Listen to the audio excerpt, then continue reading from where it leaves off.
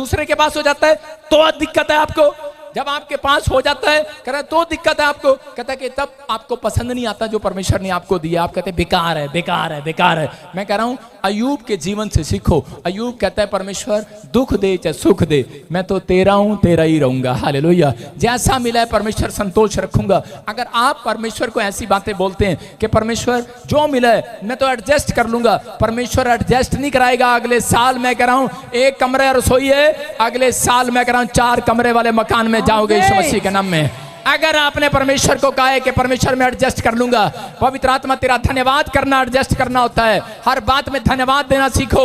दाऊद बोलता है परमेश्वर तेरा धन्यवाद हो, अय्यूब बोलता है तेरा धन्यवाद हो। मैं तो धन्यवाद की भेंट चढ़ाना एडजस्ट करना है परमेश्वर के सामने। अगर आपने हर छोटी छोटी बात में धन्यवाद देना सीख लिया है, मैं कह रहा हूं दूसरे बेशक चाहे टूटी गाड़ी में आए लेकिन तुम्हारे बच्चे बड़ी नई गाड़ी में आएंगे यीशु मसीह के नाम में। क्या आप तैयार है कि नहीं? हाँ या ना? यस। उत्पत्ति की किताब 37 और 3 उसके 4 में पढ़ेंगे। देखो क्या लिखा, जेनेसिस चैप्टर 37 के 3 में देखो क्या लिखा। हाँ हाँ। इज़राइल अपने सब पुत्रों से बढ़ के यूसुफ से प्रीति रखता था, हाँ। क्योंकि वह उसके बुढ़ापे का पुत्र था। हाँ। और उसने उसके लिए एक रंग बिरंगा अंगरखा बनवाया। हाँ। परंतु जब उसके भाइयों ने देखा कि हमारा पिता हम सब भाइयों से अधिक उससे प्रीति रखता है, तब वे उससे बैर करने लगे और उसके साथ ठीक से बात भी नहीं करते थे। बोलो हालेलुया। क्या लिखा?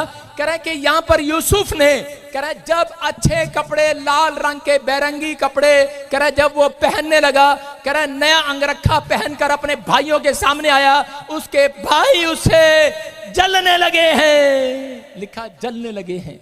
कब? आज कह रहा बहन नवा कपड़ा पहन कर आती है, बहन के सामने नई सैंडल पहन कर आती है, जलने लगती है। नई बहू नए सज धज के आती है, सारे सजने लगते धगने लगते हैं, चिड़ने लगते हैं। मैं कह रहा हूं हो सकता है आप नई गाड़ी लेकर आए।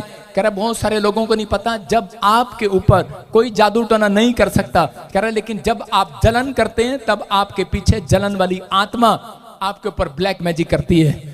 बहुत सारे लोगों को नहीं मालूम कि यूसुफ ने जब ड्रीम देखा, उस ड्रीम के अंदर उसने देखा कि उसके पूले खड़े और उसके भाइयों के पूले गिर गए। जब उसने बताया, लिखा उस दिन से जलन वाली आत्मा उसका पीछा करने लगी। इसका मतलब कि बहुत सारे लोग जो हैं कह रहे कि जब कार लेते हैं, घर लेते हैं, कंपनी बनाते हैं तो उस समय में उन लोगों के पीछे जलन वाली आत्मा जाती है, लेकिन उन लोगों के पीछे जलन वाली आत्मा कभी नहीं जाती। कह रहे जो काम करने से पहले यीशु मसीह की तरह लिख लो। कह रहे उसने चेले बनाने से पहले, बड़ी कंपनी बनाने से पहले, मिस्ट्री तैयार करने से पहले उसने सारी रात प्रार्थना किया। मैं कह रहा हूं बड़ा काम करने से पहले आपको एक बार 2 घंटे 12 से 2 प्रार्थना करो। परमेश्वर